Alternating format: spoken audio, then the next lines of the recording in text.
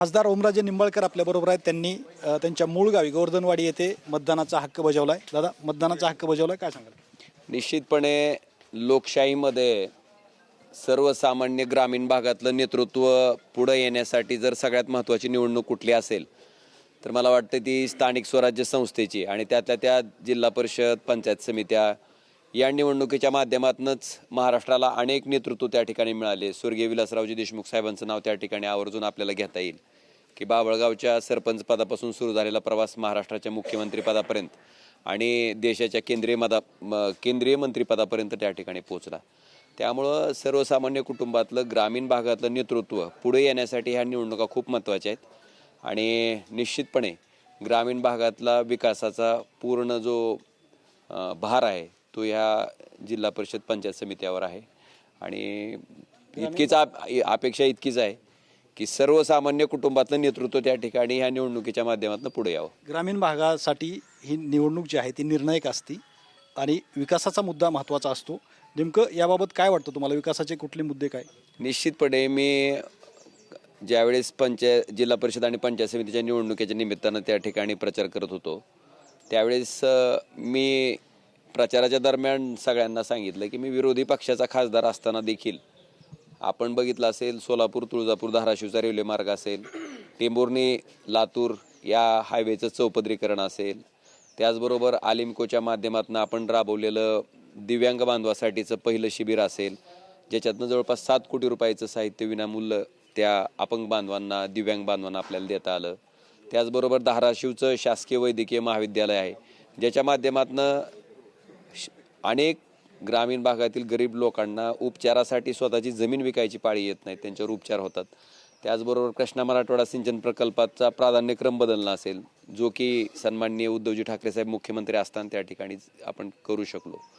त्याच भूमिकेतनं जिल्हा परिषदच्या बाबतीत सुद्धा ज्या स्थानिक त्या ठिकाणच्या अडचण आहेत, कारण जिल्हा परिषदच्या शाळांची अवस्था जर आपण बघितलं तर जवळपास जिल्ह्यात 500 वर्ग खोल्याची आवश्यकता आहे आणि त्याच्या अनुषंगानं 500 वर्ग खोल्या आपल्या जिल्ह्यातल्या जिल्हा परिषदच्या शाळेच्या त्या ठिकाणी बांधणं हे आमचं त्या ठिकाणी अग्रगण्यानं काम असणार आहे. पहिली प्राथमिकता आमची शिक्षणासाठी असणार आहे आणि ते आम्ही पूर्ण करू. त्याचबरोबर आपण बघितलं असेल शेतकऱ्यांसाठी गोपीनाथ मुंडे अपघात विमा योजना आहे पण शेतमजुरासाठी कुठली योजना नाही. तर त्याच्या अनुषंगानं शेतमजुरासाठी भाई उद्धवराव दादांच्या नावानं शेतमजूर अपघात विमा योजना ही जिल्हा परिषदच्या माध्यमातून राबवणं असेल. तर त्याचबरोबर ग्रामीण भागातला आपण CHO आहेत, CHOची व्यवस्था आहे पण कुठला डॉक्टर 10 वाजल्यापासून संध्याकाळी 5 वाजेपर्यंत PSCला थांबत नाही. मला वाटते सेमी इंग्रजीचा वर्ग जो जिल्हा परिषदच्या शाळेत पूर्वी होता तो आता बंद झाला आहे, ते पूर्ववत चालू करणं. कारण ज्या माणसाची आर्थिक क्षमता नाहीत अशा गोरगरीब शेतकऱ्यांची, शेतमजुराची लेकरं ही जिल्हा परिषदच्या शाळेतनं त्या ठिकाणी शिकत असतात आणि पुढची पिढी घडवणारी ही शाळा आहे.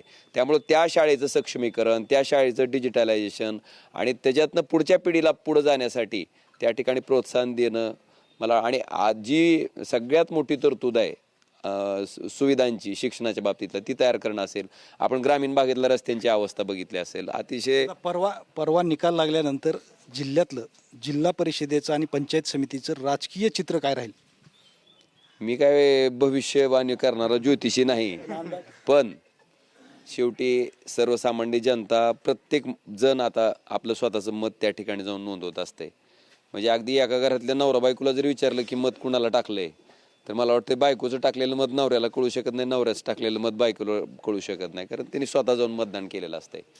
ग्रामीण भागातली लोक सर्वसाधारण विचार करून बाबा आपल्या कामासाठी 24 तास उपलब्ध असणारा माणूस कोण आहे, नेमकं कुणाच्या शब्दावर आपण विश्वास ठेवणं गरजेचं आहे, संधी साधू लोक कोण आहेत, केवळ घराणेशाहीचं राजकारण करणारी मंडळी कोण आहेत आणि सर्वसामान्य माणसाचं नेतृत्व पुढे आणण्यासाठी झटणारी कोण आहेत.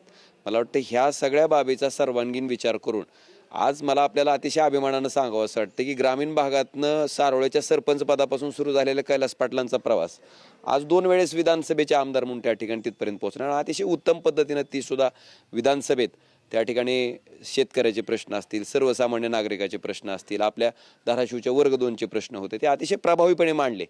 सांगायचा मुद्दा माझा इतकंच की सगळी राजकीय अक्कल आणि विकासाची भूमिका फक्त एकाच कुटुंबाला असू शकत नाही, ती सर्वसमावेशक असली पाहिजे आणि सर्व स्तरातनं नेतृत्व पुढे आलं पाहिजे.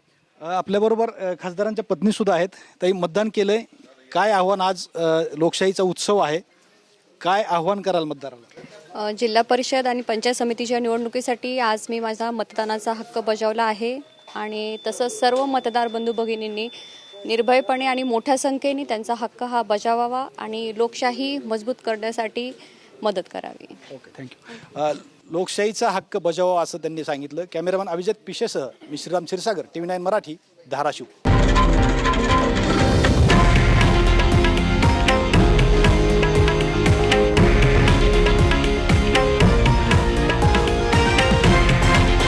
हे आहे देशातील नंबर 1 न्यूज नेटवर्क आणि आपण पाहत आहात TV9 मराठी, एकमेव.